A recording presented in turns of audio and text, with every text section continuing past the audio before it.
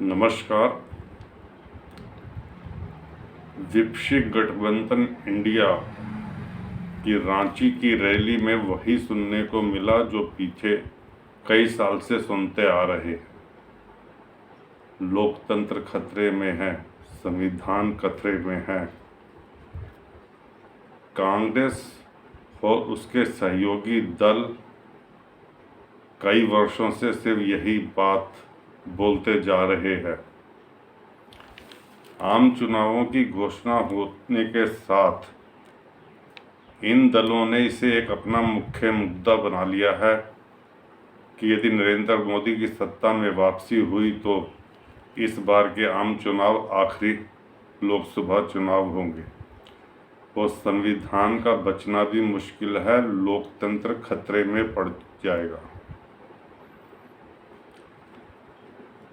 यह एक अजीब विडंबना है, कड़वी विडंबना है कि लोकतंत्र और संविधान के खतरे में होने वाले सबसे ज़्यादा जोर वह कांग्रेस दे रही है जिसने देश पर न केवल आपातकाल लगाया है बल्कि संविधान में बार बार अपनी मन मर्जी से परिवर्तन करती रही है।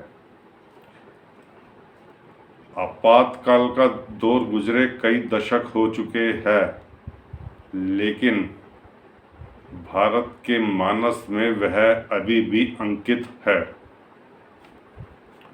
यह विचित्र है कि जिन दलों ने इंदिरा गांधी की ओर से थोपे गए आपातकाल के खिलाफ लड़ाई लड़ी और जेलों में गए, उनमें से ही सभी दल लोकतंत्र और संविधान के खतरे को बार बार दोहरा रहे हैं। यही स्थिति रेखांकित करती है कि इंडिया के पास उन मुद्दों का अभाव है। इंडिया यानी INDIA गठबंधन दलों के पास उन इश्यूज का अभाव है जिन्हें आगे चलकर जनता को अपने समर्थन में आकर्षित करने की क्षमता हो। ऐसा नहीं है कि ये ऐसे मुद्दे नहीं हैं और मोदी सरकार ने सभी समस्याओं का समाधान कर लिया हो। मुद्दे और भी है और काफ़ी है। इसकी अनदेखी भी नहीं की जा सकती कि इंडिया के घटक दल अपने घोषणा पत्रों के माध्यमों से कोई भी प्रभावी अल्टरनेटिव वैकल्पिक एजेंडा पेश कर सके हों। इस एजेंडा मामले में वह नाकाम साबित हो रहे हैं। इनके एजेंडे में ही कई ऐसी बातें हैं जो एक दूसरे घटक दलों के सर्वथा विपरीत है। पर क्या कांग्रेस अथवा उसके सहयोगी दल यह बता सकेंगे कि यदि वे सत्ता में आए तो घोषणा पत्र में अमल किया जाएगा? उनके घोषणा पत्र में तो क्या वह 2004 से 2014 के साल में जब यह सत्ता में रहे तो उस समय जो घोषणा पत्र थे उनमें उन्होंने अमल किया?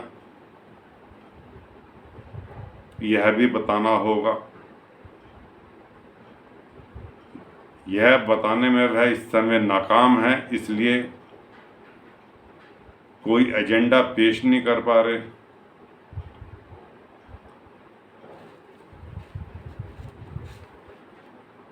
और ना यह बता पा रहे हैं कि इस घोषणा पत्र में जो भी एजेंडे मुद्दे पेश किए गए हैं उन्हें कितने चरण में अमल किया जाएगा। रांची की रैली में यह भी सुनाई दिया कि मोदी सरकार ने जेल में बंद दिल्ली के मुख्यमंत्री केजरीवाल को मारना चाहती है। इस तरह के एलिगेशन पर शायद ही कोई ध्यान देगा। क्योंकि दिल्ली सरकार के नियंत्रण वाला ही तिहाड़ जेल प्रशासन केजरीवाल को दिए जा रहे भोजन और दवाओं के बारे में कुछ अलग ही रिपोर्ट दे रहा है। क्योंकि जेल की प्रशासनिक व्यवस्था भी दिल्ली सरकार के अधीन है।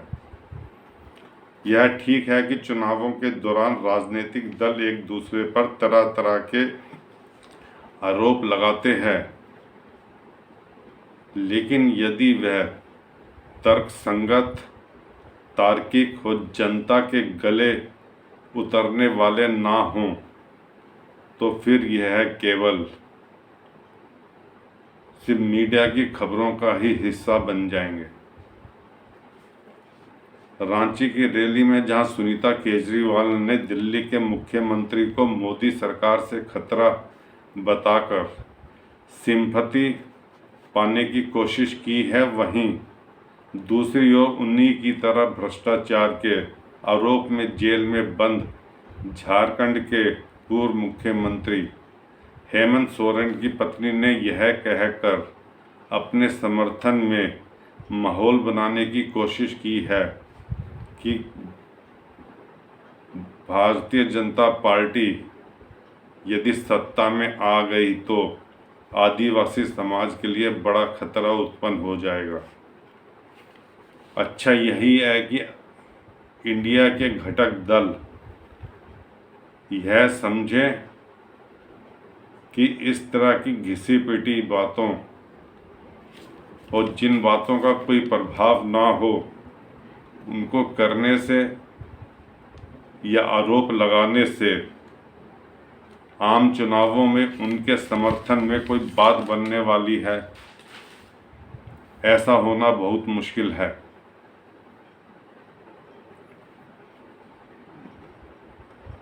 दोस्तों, इस वीडियो को सब्सक्राइब कीजिए, मेरे YouTube चैनल को सब्सक्राइब कीजिए। धन्यवाद।